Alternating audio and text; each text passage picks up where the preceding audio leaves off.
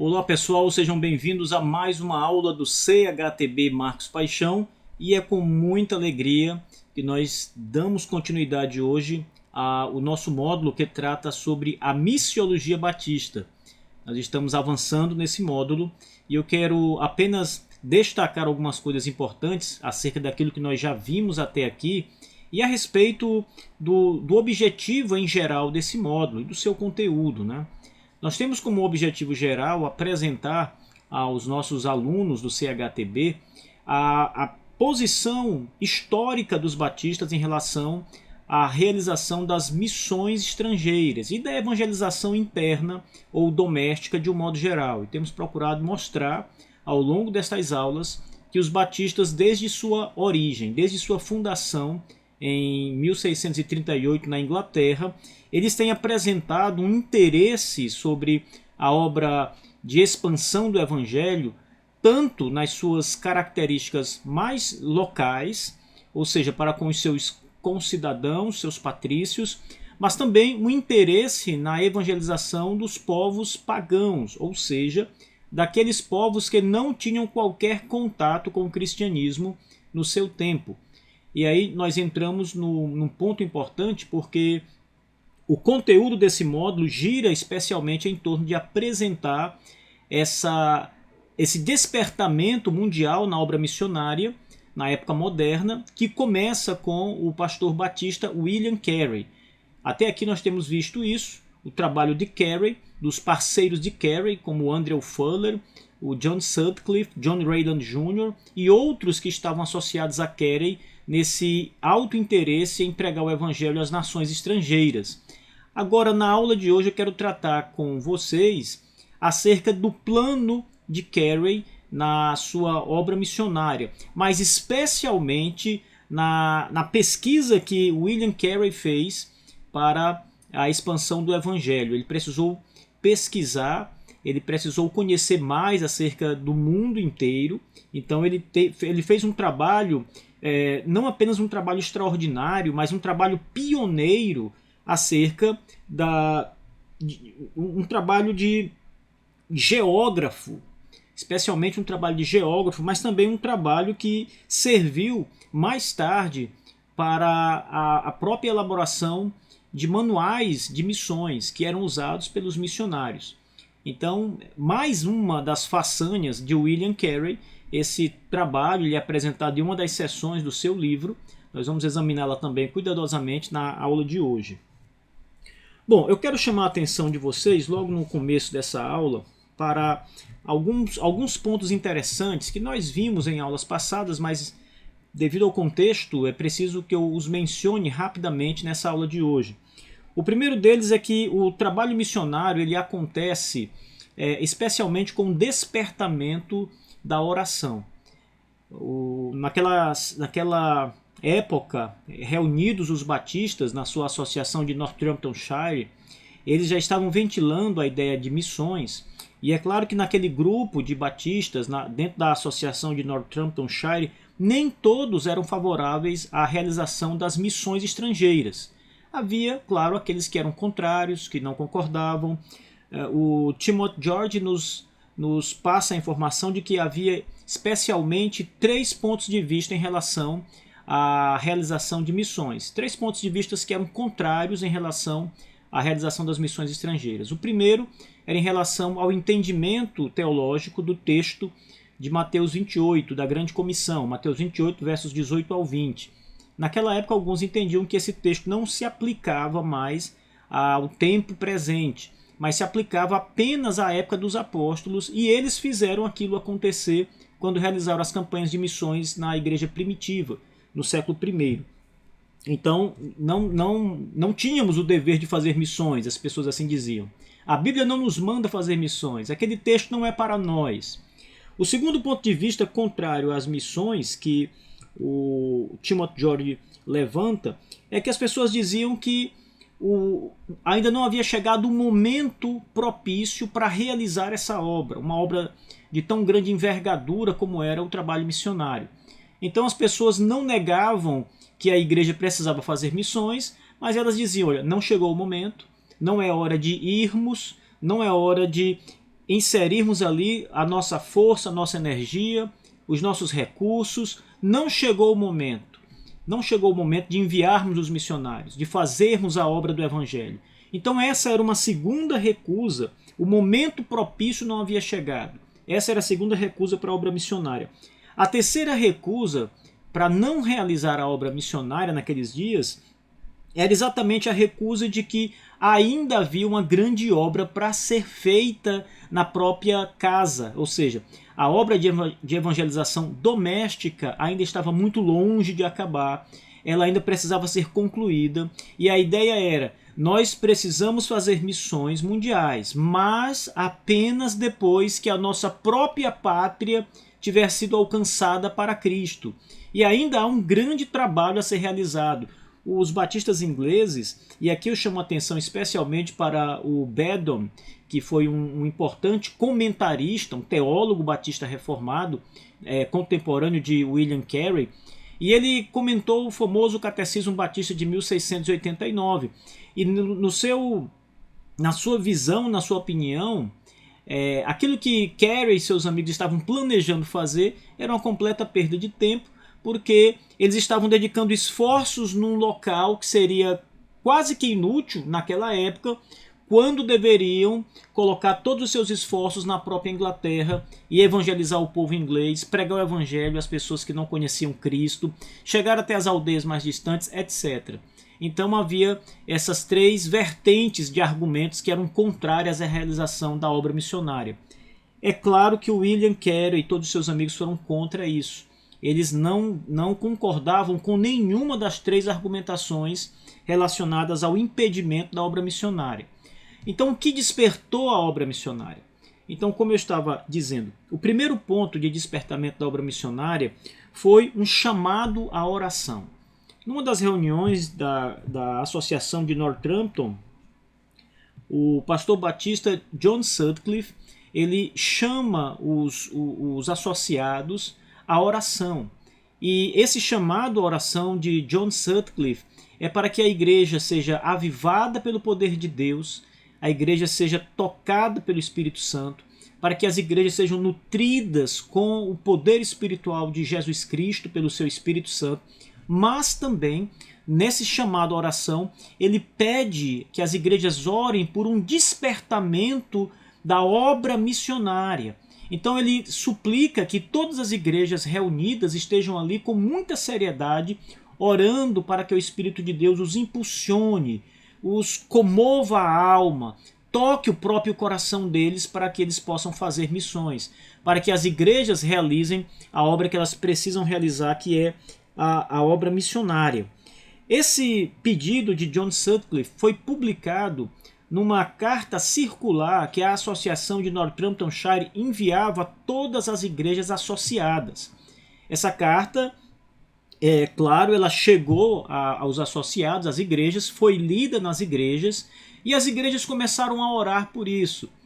O próprio Andrew Fuller, que era o teólogo do grupo, ele começa a orar com tanta intensidade, com tanto fervor a esse pedido de John Sutcliffe, e ele começa, ele mesmo, a ser impulsionado à obra missionária. O seu coração começa a ferver de desejos pela obra de Cristo. E veja, o Andrew Fuller era um dos homens que estava aliados a William Carey nesse desejo de propagação do Evangelho. Mas o próprio avivamento de Deus começa com estes homens. Eu creio que nós devemos considerar isso como um mover de Deus para que esses homens não desistissem da obra que o Senhor tinha colocado em seus corações, esse desejo. Portanto, Deus amplia o desejo, Deus amplia o ardor no coração de homens como o John Sutcliffe e homens como Andrew Fuller, homens como William Carey e todo aquele grupo que já desejava a obra, depois de orarem e continuarem em oração, passam a desejar ainda mais a realização da obra missionária. Um ponto interessante aqui sobre esse primeiro ponto da obra missionária, que é o chamado à oração, é que nós não estamos aqui tratando de orações periódicas ou apenas ali uma semana de oração. Estes homens passaram a orar mês após mês, continuamente, suplicando a Deus que animasse a igreja, suplicando ao Senhor Deus que colocasse fervor espiritual em seus corações para a obra das missões, da evangelização. Não foi um momento rápido, não foi um ajuntamento rapidamente organizado para apenas algumas poucas semanas de oração. Eram orações continuadas. Andrew Fuller, por exemplo, durante mais de um ano esteve envolvido de maneira muito séria nessa convocação à oração que o John Sutcliffe havia feito. E assim como o Andrew Fuller, outras pessoas, até mesmo não apenas os pastores, mas os crentes das igrejas batistas que haviam ouvido a leitura da carta, alguns deles também se envolveram com ardor nessa oração em prol da obra missionária, do avivamento da igreja. Então esse primeiro ponto deve chamar a nossa atenção, essa chamada com seriedade à oração. Não existe missões sem oração. A oração, ela faz parte da obra missionária. Sem a oração, a obra missionária não pode ser realizada. É um dos mecanismos que o próprio Deus deu à igreja para que a obra fosse realizada, as orações. Pelas orações do povo de Deus, o Senhor Deus vai operando conforme lhe é suplicado nas orações. Ele não está ali a serviço das pessoas que oram, mas ele certamente levanta aqueles homens para orarem conforme a sua vontade, e ele vai operando poderosamente, realizando a sua grande obra em toda a terra, por meio das orações que lhes são levantadas pelo seu povo. O segundo movimento importante é o movimento da renovação da teologia. Esse movimento está diretamente ligado ao Andrew Fuller, que era o teólogo principal daquele grupo de batistas e mais tarde se tornou o maior de todos os teólogos batistas daquele século. Isso é reconhecido por homens como Charles Spurgeon e outros grandes teólogos do passado. Mas isso também foi reconhecido pelas pessoas nos dias de Carey, especialmente seus alunos, que consideravam Carey o maior de todos os professores naquele século. Então, o Carey foi um dos teólogos que conseguiu rebater os argumentos contrários que haviam naqueles dias, argumentos teológicos em relação à evangelização. E aí temos o hipercalvinismo, temos o sandemanianismo, temos aí o deísmo e tantas outras coisas, o antinomianismo, tantas outras posições teológicas que eram naquela época contrárias, circulavam nas igrejas e eram contrárias na prática à realização da obra missionária. E o Andrew Fuller foi o homem que Deus usou para trazer esse renovo teológico, esse entendimento correto da teologia dos batistas naqueles dias. Isso aqui é bem interessante, porque os batistas, quando surgiram, eles também trouxeram novamente algumas doutrinas que estavam abandonadas e que nem mesmo os primeiros reformadores as trouxeram de volta. O grande exemplo disso é a eclesiologia batista, mas especialmente dentro da eclesiologia batista, o batismo por imersão, o batismo de crentes pela maneira bíblica de imergir o homem ou a mulher na água completamente. Então, os historiadores, eles olham para esse modelo batista e entendem que os batistas são aqueles que redescobrem a imersão para as igrejas na Inglaterra naquele período. Os batistas não foram os primeiros imersionistas, é claro, mas os batistas têm um grande movimento, uma grande defesa da imersão. E nos dias deles, eles se tornam de fato os pioneiros e os capitães nessa prática imersionista. Eles estão contra todos ali. E o batismo por imersão, de fato, é uma redescoberta. Notem bem, não é uma descoberta da imersão, é uma redescoberta da imersão. E os batistas têm, de fato, esse privilégio, né, de Deus lhes conceder luz e graça para compreender estas coisas. Esse renovo teológico que é capitaneado naqueles dias pelo Andrew Fuller, ele precisou vencer barreiras muito vigorosas, muralhas muito fortes que estavam levantadas naqueles dias contra o avanço do Evangelho, precisavam ser derrubadas para que a obra missionária seguisse avante. pudesse ser realizada. Mas essas muralhas só poderiam ser derrubadas com a pregação da verdade. Ou seja, a única maneira de derrubar essas verdades era com a teologia bíblica correta. E aí entra o papel do Andrew Fuller interpretando as passagens, ensinando às pessoas o que a Bíblia dizia, mostrando aos pastores dos seus dias e às igrejas dos seus dias que todos os homens são chamados a obedecer a Deus e têm o dever de se arrepender dos seus pecados. O Fuller colocou isso como uma obrigação de todo homem se arrepender dos seus pecados e crer em Jesus Cristo. Portanto, a igreja precisava pregar para que esses homens pudessem exercitar a sua responsabilidade de se arrepender e crer em Jesus. Então, a teologia ela passou a ser reinterpretada ou redescoberta, para usar ali a mesma analogia na época do batismo, de uma redescoberta. Fuller também, além de apresentar a teologia de modo correto, ele começou a apontar os erros dos movimentos contrários, como por exemplo os vários movimentos liberais, as várias doutrinas liberais que já estavam circulando, os erros que estavam por trás do pensamento sandemanianista, que era a ideia da salvação pela mera compreensão, pelo mero entendimento da doutrina. Ele começou a mostrar os erros por trás da ideia hipercalvinista, que era uma distorção do verdadeiro calvinismo, da doutrina bíblica. E o Fuller teve um papel importantíssimo porque, por um lado, ele aponta o entendimento que a Bíblia apresenta, a doutrina bíblica, e por outro ele começa a mostrar as falhas das heresias. Ele começa a mostrar que aqueles posicionamentos, aquelas correntes estão cheias de erro e por isso precisavam ser abandonadas. Olha, não foi um trabalho fácil. Não foi de forma nenhuma uma tarefa fácil, rápida, simples de ser feita. Isso demandou de Andrew Fuller muita energia, muito esforço, muita oração e muito estudo. Esse homem dedicou sua vida ao estudo da palavra de Deus. Ele é um teólogo de grande envergadura, não apenas entre os batistas, mas entre todos os cristãos dos seus dias. E até hoje Andrew Fuller tem essa honra de ser um dos grandes teólogos da humanidade. Andrew Fuller está entre os grandes teólogos da humanidade, de todo o mundo.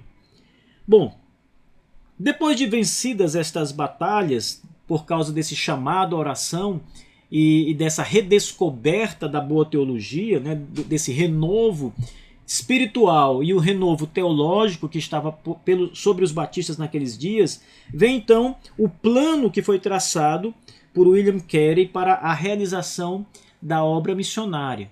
Então agora nós temos que ter um plano para fazer a obra. Já que começamos a mostrar para as pessoas teologicamente que precisamos fazer a obra. Responsabilidade especial de Andrew Fuller aqui. Já que já temos um renovo espiritual, um desejo, um ardor no coração, devido ao chamado à oração por John Sutcliffe, chegou o momento de William Carey apresentar o plano para a realização da obra missionária. Esse plano de Carey, ele foi apresentado em um livro que Carey escreveu na época. Carey não era um teólogo formal. Carey também não era uma pessoa reconhecidamente capaz. Nos seus dias ele não era conhecido assim. As pessoas inclusive desprezavam Carey. Muitas pessoas desprezavam Carey. Ele veio ganhar mais notoriedade, mais respeito depois que a obra missionária foi realizada. Porque as pessoas começaram a olhar para tudo aquilo que ele dizia, que ele pensava, que ele fazia, e começaram a perceber o valor daquele homem. Mas veja, no momento mesmo em que ele disse aquelas coisas, ele não foi ouvido. Ele foi desconsiderado e desprezado. Poucos foram os homens e mulheres que deram ouvidos àquilo que Carey estava dizendo, pensando. Bom, ele escreve um livro chamado A Investigação e Obrigação dos Cristãos. Esse livro, o título é um pouco maior, mas esse livro foi traduzido pela editora Pronobis recentemente, pessoal. Ele ganhou um título novo na edição em português, um título bem menor, tá? Não é o título original. Em português ele ganhou o título Mobilização Missionária, é esse livro aqui. Esse livro é de fato um grande livro sobre missões, apesar de ser um livro pequeno, né? O formato dele, inclusive, é um formato um pouquinho menor do livro convencional. E o número de páginas que nós temos aqui em mãos é 100 páginas aproximadamente, num formato menor. Apesar desses detalhes, este é um dos grandes livros sobre a obra missionária, sobre o plano de realizar missões que já foi escrito. E esse livro serviu como base, depois, para as sociedades missionárias do mundo inteiro. Esse livro foi estudado pelas sociedades missionárias e pelos missionários em particular para o desempenho do seu trabalho em missões onde eles estavam. Aqueles que estavam se preparando para ir, aqueles que estavam na obra missionária, todos passaram a olhar para este livro de Carey tempos depois, como de fato o grande manual escrito sobre missões. Esse livro também ele está apresentado, nós temos uma tradução desse livro em outro livro, né, que é o livro do Timothy George, A Fiel Testemunha. Vocês já conhecem, já apresentei esse livro aqui para vocês, então não é nenhuma novidade. Nesse livro, o Timothy George, no final da sua obra, ele apresenta... deixa eu ver aqui. Então tá aqui, no final da obra, o Timothy George apresenta o livro de Carey, esse livro aqui, tá, gente? Ó. Esse livro aqui, ele está no último capítulo deste livro aqui, Fiel Testemunho. O livro integral está aqui, desde a introdução, tá, que foi apresentada, e todas as seções do livro estão apresentadas aqui, inclusive o anexo com as informações geográficas que o William Carey colheu em sua pesquisa, ela também está aqui, está tudo aqui, tá? O leitor pode encontrar esse material na íntegra. A diferença desse livro, como ele está proposto aqui na obra do Timothy George, e a edição que foi publicada aqui pela editora Pronobis, é apenas a estrutura. A editora Pronobis, ela pôs as informações geográficas do livro de Carey lá no final, como uma espécie de apêndice mesmo, de anexo. E no livro do Timothy George, essas informações estão na seção 3, em que ele vai tratar desses pontos geográficos, basicamente. Então, através desse livro, escrito pelo próprio William Carey, a obra missionária tem um plano. Ela passa, então, a contar com uma estrutura. Vamos fazer dessa forma.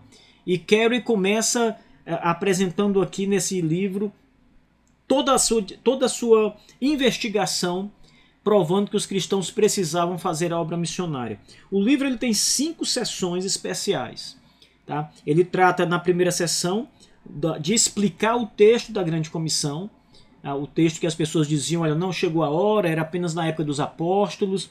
Carey vai fazer uma exegese dessa passagem e vai mostrar que aquele texto não se aplica apenas à época dos apóstolos, mas também aos cristãos de todas as épocas. Portanto, a Grande Comissão é um chamado do Senhor Jesus Cristo à igreja de todas as épocas, e não exclusivamente à igreja dos dias dos apóstolos. Carey prova isso de maneira muito acertada.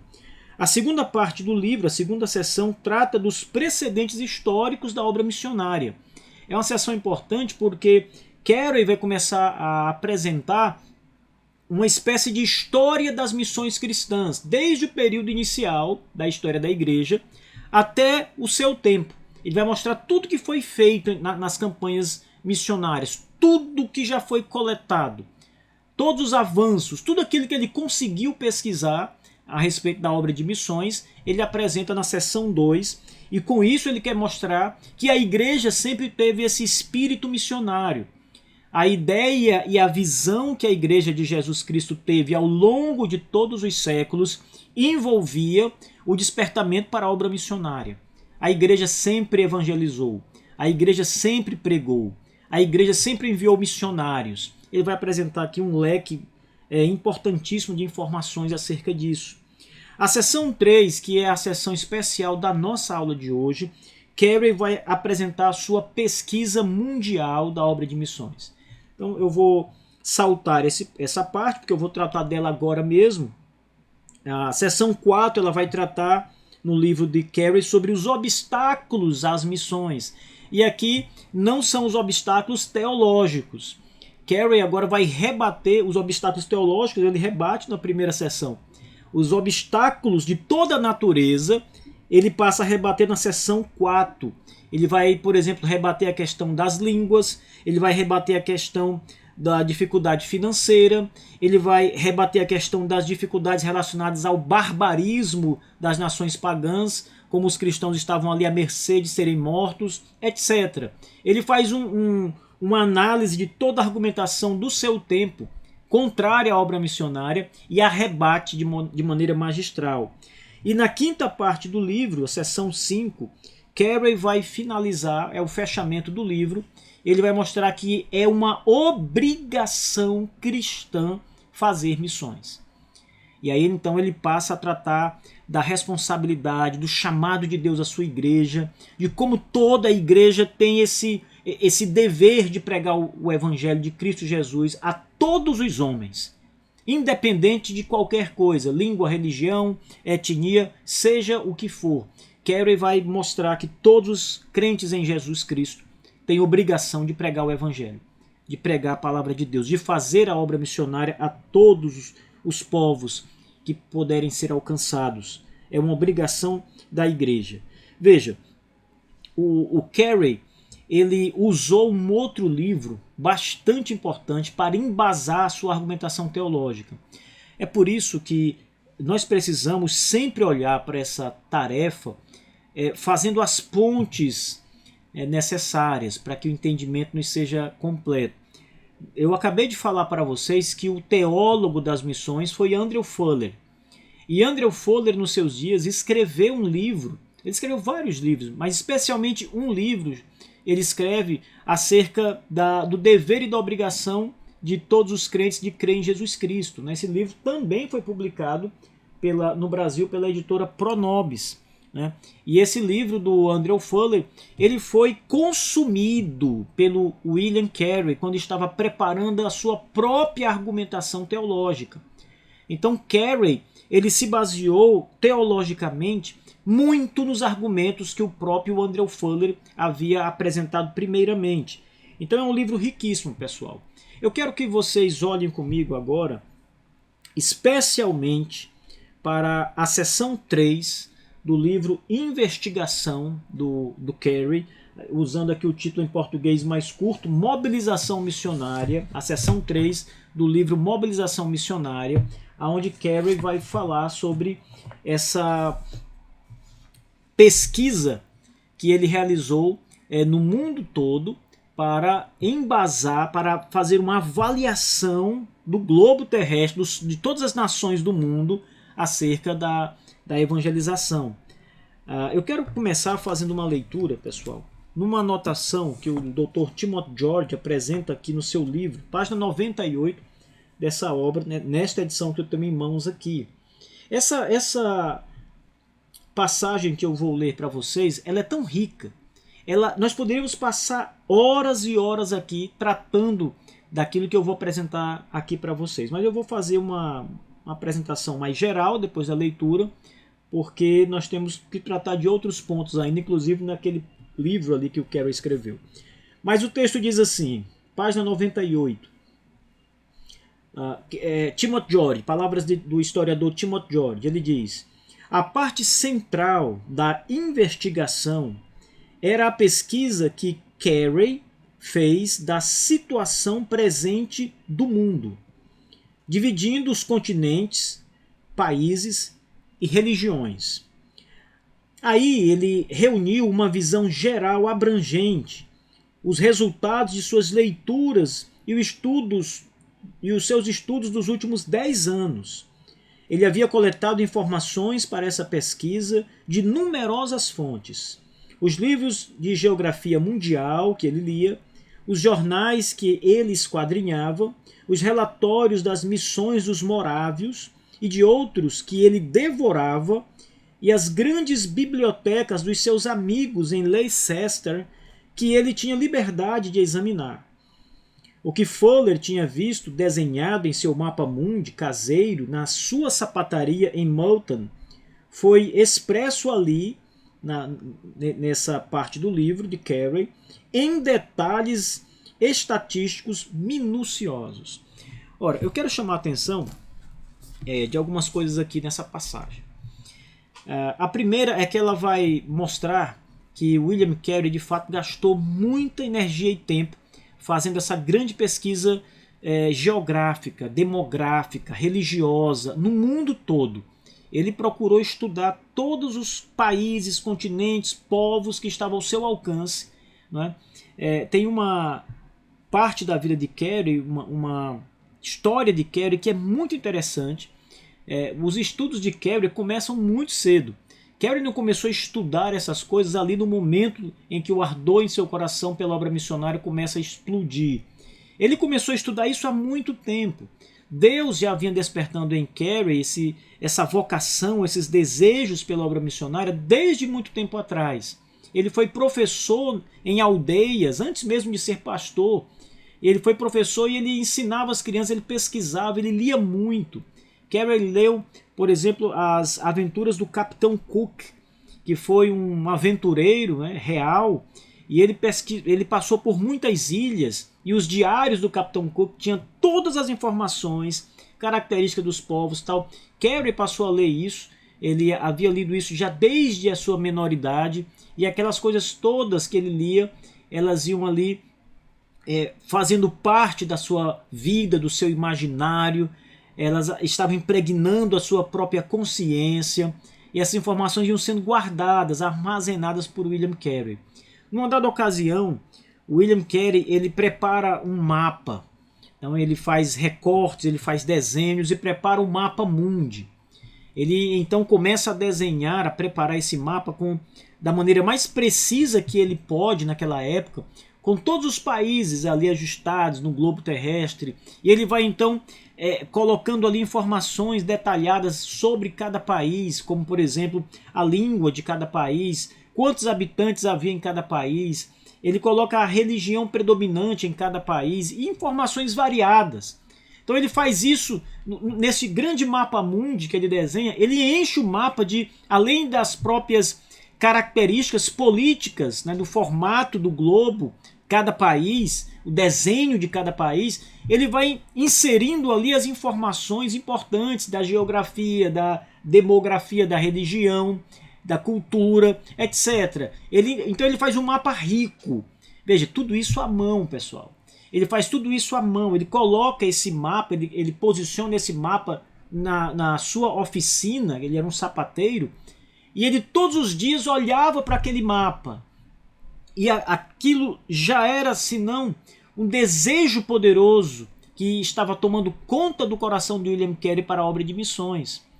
Certa vez, Andrew Fuller vai até a sapataria de Carey e vê este mapa. Ele, inclusive, descreve isso no seu diário. Ele vê o mapa, ele começa a indagar algumas coisas sobre o mapa, as informações que estão ali contidas. Aquilo desperta também a curiosidade em Andrew Fuller. Então essa história é bem interessante porque ela mostra que esse desejo de Carey de alcançar o mundo, de levar o evangelho ao mundo, não é algo novo. E ele já vinha pesquisando isso.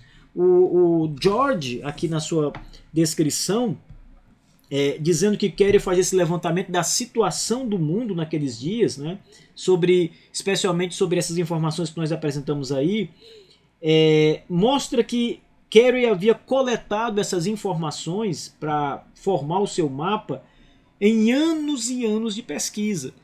Ou seja, as informações que Carey tinha guardado na sua mente, né, de leituras que ele havia feito, elas agora, anos e anos depois, estavam sendo apresentadas de maneira muito mais detalhada neste livro.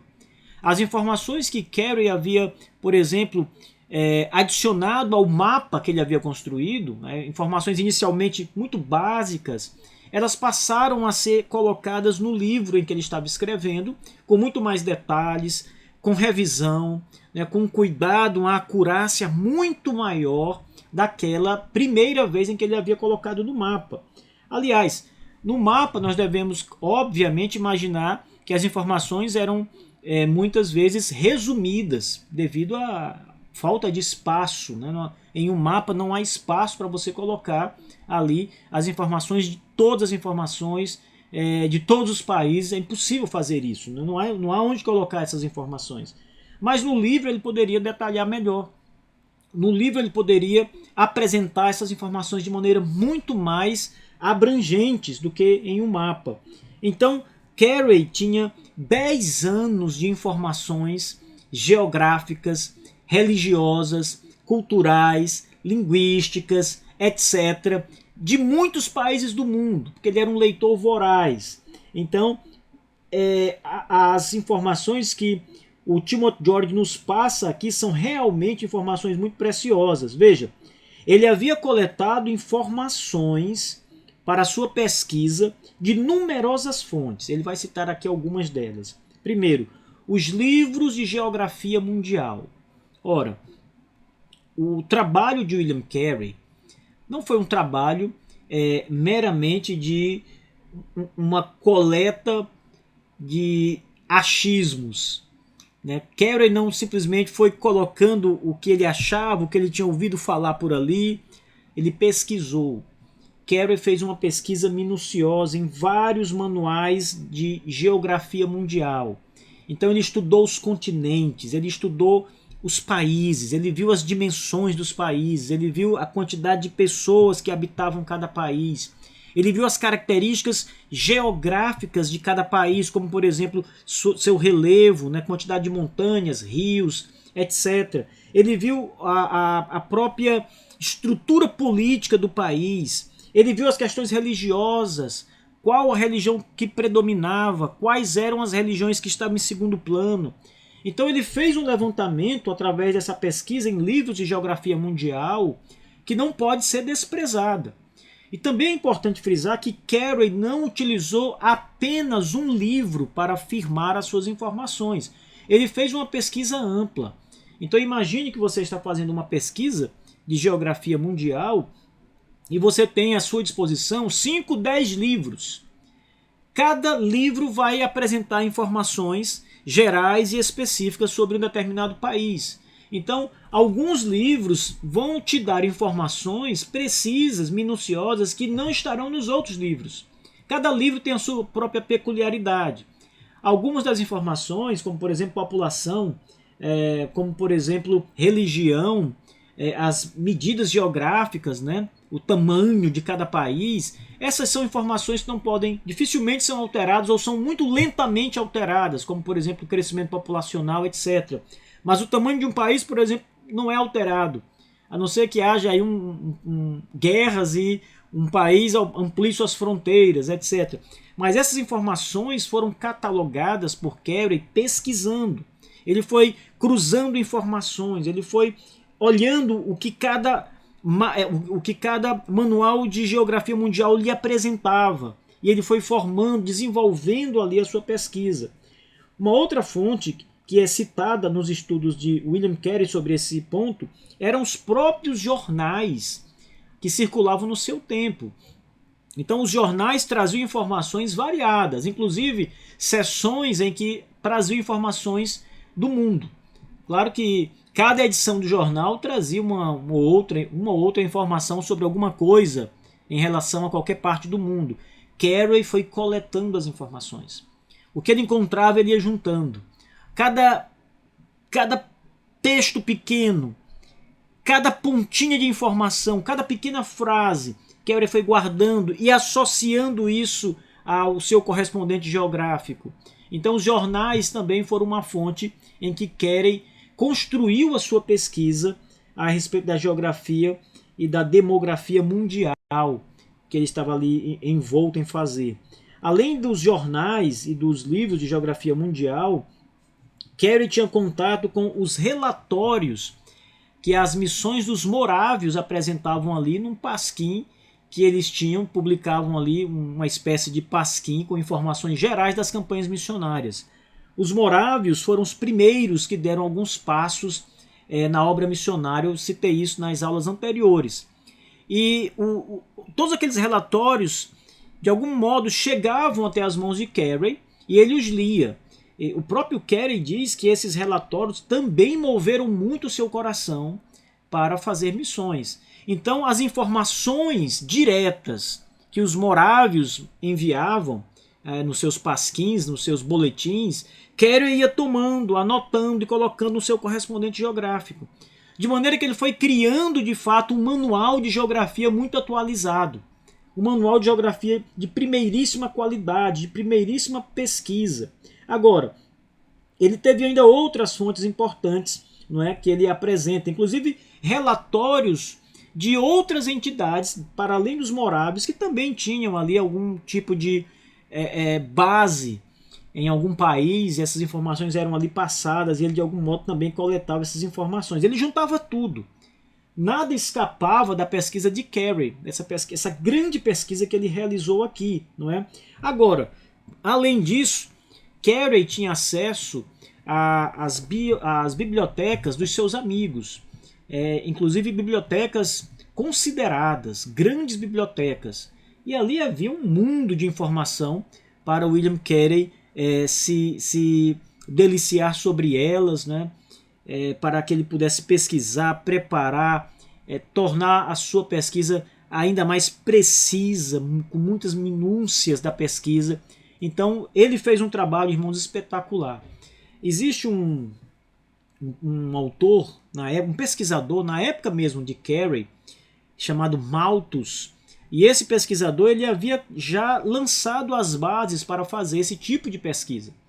E é muito provável que o próprio Carey tenha se utilizado também dos dados que Malthus oferecia, né, na sua pesquisa. Era uma pesquisa inicial, é uma pesquisa que estava começando, ele estava se especializando nesse tipo de apresentação demográfica mundial, e Carey tomou muita informação, é provável, de Malthus para fazer a sua própria pesquisa, além de todas as outras fontes que nós apresentamos aqui.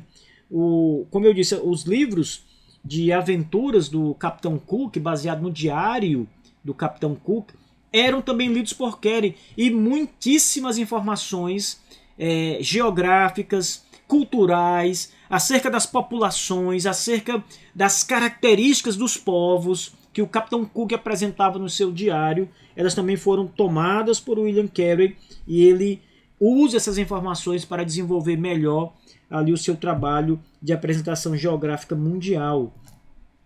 Olha, um ponto importante aqui, pessoal, que nós devemos considerar, é que o William Carey ele era um pesquisador nato. Ele era um professor nato, ele era um pastor, mas especialmente um missionário nato, ele era um estudante nato.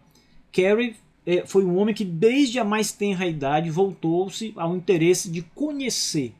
Ele tinha um alto interesse em conhecer, em aprender. A curiosidade ou a imaginação de Carey, ela era aguçada de tal forma que ele procurava conhecer de tudo um pouco. Então eu falei numa aula anterior que ele se sentava para ouvir as histórias que um dos seus tios, um parente da família, trazia das aventuras que havia vivido em tempos em que era um marinheiro aí viajando, participou de guerras, de campanhas na França, etc. E ele apresentava aquelas histórias e Carey ficava ali atento, ouvindo, se deliciando com tudo isso, com desejo de aprender. A imaginação dele era muito tocada naquele momento. Então ele sempre foi um homem que teve interesse nisso. Como professor da aldeia, como estudante de línguas, Carey estudou línguas, então o interesse dele era aguçado para aprender. O que nós estamos vendo aqui nada mais é do que um homem, um intelectual dos seus dias, da sua época, que estava agora, depois de tanta pesquisa, de tantos anos estudando, reavivando todos os dados que ele havia coletado no passado, que estavam em sua memória também, e com essa nova pesquisa, atualizando tudo, colocando tudo no papel. Então, o que Carey apresenta aqui de informações geográficas é algo realmente fantástico, irmãos. Sobre o Capitão Cook, né? Veja o que diz o Timothy George a respeito disso. Ele diz: Carey tinha interesse especial em ilhas, pensando certamente na profecia de Isaías, das ilhas que esperam pelo Senhor. Isaías 51, verso 5, 60, verso 9. O Capitão Cook tinha aberto seus olhos para as ilhas dos mares do sul, e elas estão alistadas ali. As mesmas ilhas que o Capitão Cook havia apresentado no seu diário, Carey, que havia lido o diário de Cook, começa a destacar as mesmas ilhas na sua pesquisa geográfica. Ele diz: as ilhas de Onalachaka, as ilhas de Pelel, as Novas Hébridas, as Ilhas Sanduíche, as Ilhas Amigáveis e muito mais. Então, mesmo as ilhas menores, retratado aqui, Carey as havia alistado no seu mapa. Elas estavam ali apresentadas da forma como estavam no globo. Então a pesquisa desse homem mostra a sua intelectualidade, seu interesse pelos estudos e a minúcia que ele tinha. Ora, isso é muito importante, pessoal. Deixa eu guardar aqui esse livro. Isso é muito importante porque não é simplesmente a questão da pesquisa em si. Às vezes as pessoas podem olhar para a mera questão da intelectualidade, a mera questão de produzir um grande livro. Não é isso. Na verdade, é mais do que isso. Isso já seria um fato suficientemente importante, você coletar informações e produzir uma obra que as pessoas vão usar para fins diversos. Já seria um grande feito. Mas é mais do que isso, porque este livro de Carey, nós devemos olhar para ele pelo menos de duas maneiras muito importantes. A primeira delas é que ele estava envolvido, essa seção 3 da geografia mundial, da demografia e religião mundial, estava envolvida no plano de Carey para o desenvolvimento da sua missão, da missão cristã pelo mundo afora. Então era necessário conhecer os povos, detalhes dos lugares que eles não conheciam antes. Precisavam saber que língua se falava, quantas pessoas haviam ali, que religião predominava, para que eles, com estas informações, preparassem a sua própria estratégia missionária. Isso era necessário fazer. Isso também era suficiente para que o livro de Carey fosse um sucesso. Era um material extremamente necessário para o sucesso da sua missão. Mais do que isso, segundo ponto importante pelo qual esse livro mereceu a sua existência. Ele se tornou o manual que foi usado amplamente pelas sociedades missionárias posteriores. Na verdade, eu acho que é o próprio Timothy George que vai dizer aqui no livro, deixa eu ver se eu localizo para vocês, o Timothy George vai dizer que esse livro serviu de base. Veja, sua pesquisa foi precursora da Enciclopédia Mundial Cristã. Mais tarde seria lançada a Enciclopédia Mundial Cristã, com informações do mundo todo sobre os avanços missionários, sobre os povos pagãos, etc.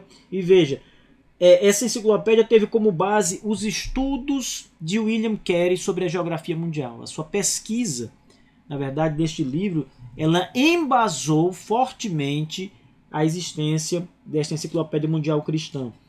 Então, o livro tem muita importância. O livro tem uma importância que vai além da missão realizada por Carey. O livro tem importância informativa, o livro tem importância para a missão que estava sendo proposta por William Carey, e o livro tem uma importância mundial para o cenário missionário, porque ele foi base para a construção de enciclopédias cristãs. Ou seja, a coletânea de informações que Carey levantou, elas são preciosíssimas para a igreja cristã. Preciosíssimas para a igreja cristã. Ora, na seção em que o Carey trata desse tema, né, uma consideração sobre o presente estado do mundo. Eu quero ler aqui o início de alguns parágrafos rapidamente para vocês terem uma ideia de como ele dividiu essa seção. Veja. Primeiramente, ele diz aqui, primeiramente os habitantes do mundo, de acordo com esse cálculo, naqueles dias, somam cerca de 731 milhões de pessoas. 420 milhões dos quais ainda estão nas trevas pagãs. 130 milhões são seguidores de Maomé. 100 milhões são católicos romanos. 44 milhões são protestantes. 30 milhões são de igrejas gregas e armênias. E talvez 7 milhões são de judeus. Veja a quantidade de informações que Carey traz. Um detalhe importante, pessoal, é que as pesquisas que Carey apresentou, mais tarde, algumas pessoas se levantaram para contestar um ou outro número que Carey deu. Essas pesquisas, o próprio Carey disse que eram estimativas. Ou seja, não significa dizer que os números são absolutos, exatos. Eles são aproximados. Alguns são muito próximos do número exato. Outros têm uma diferença um pouco maior. Mas, de certo, a pesquisa foi absolutamente aprovada e até hoje reconhecida como uma das grandes pesquisas desta área. Ele diz assim: em segundo lugar, por mais bárbaros que sejam esses pobres pagãos, parecem ser eles tão capazes de conhecer como nós. Então, uma das características que Carey apresenta é que a maioria das pessoas espalhadas pelo mundo afora eram pagãos, isto é, pessoas que não eram cristãos, que não tinham o menor conhecimento de Cristo, e pessoas que viviam ainda com um espírito bárbaro em muitos lugares. Mas ele diz, essas pessoas são capazes de conhecer como nós conhecemos. Elas podem aprender o Evangelho. Elas não são pré-humanas. Elas não são pessoas que não têm capacidade de conhecer e de aprender. Elas são como nós.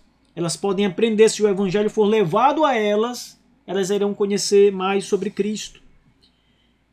Ele continua, aspas, em terceiro lugar, em outras partes onde eles têm uma linguagem escrita, como nas Índias Orientais, na China, no Japão, não sabem nada do Evangelho.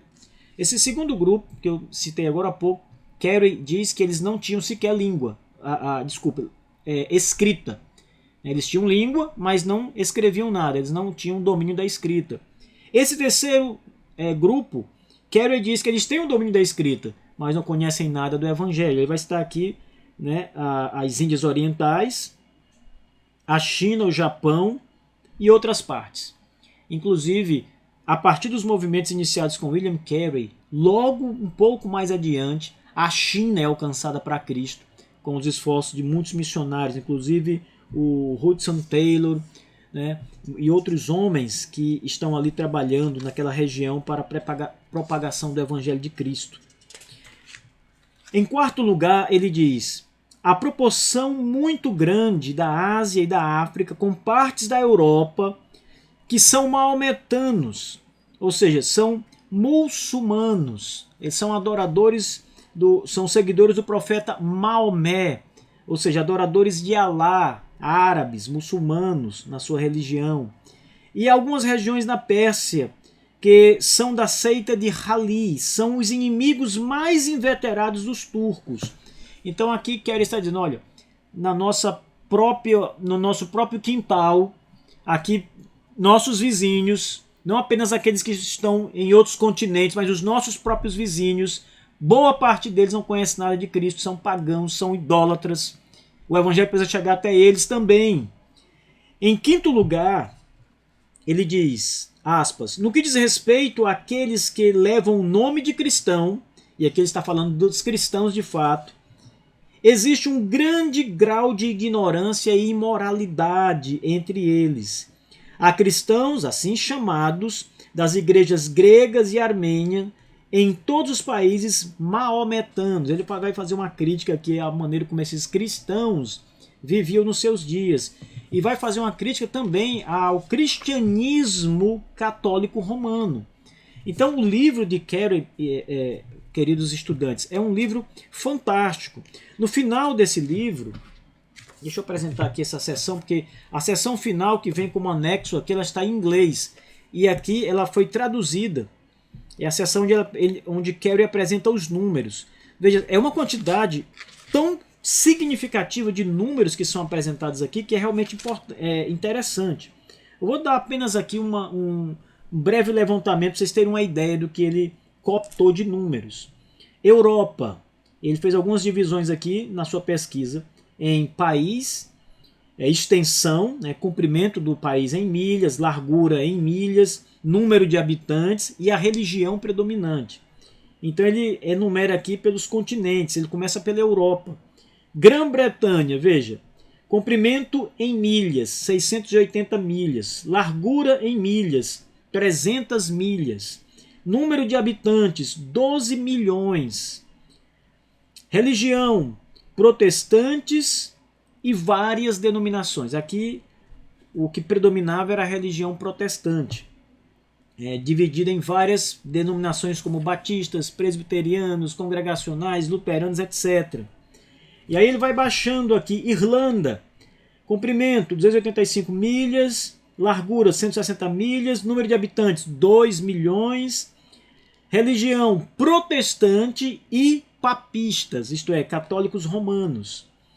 Ele, por exemplo, em Portugal, ele enumera 300 milhas de comprimento, 100 milhas de largura, número de habitantes 2 milhões, religião predominante papistas, Igreja Católica Romana.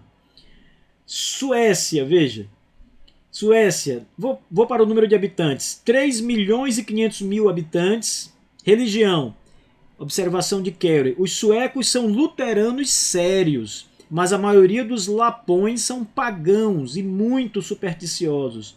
E veja, ele faz, gente, nós temos aqui várias páginas de informação na Europa, com todos os países da Europa, apresentando todas essas informações que eu acabei de mencionar aqui como exemplo para vocês.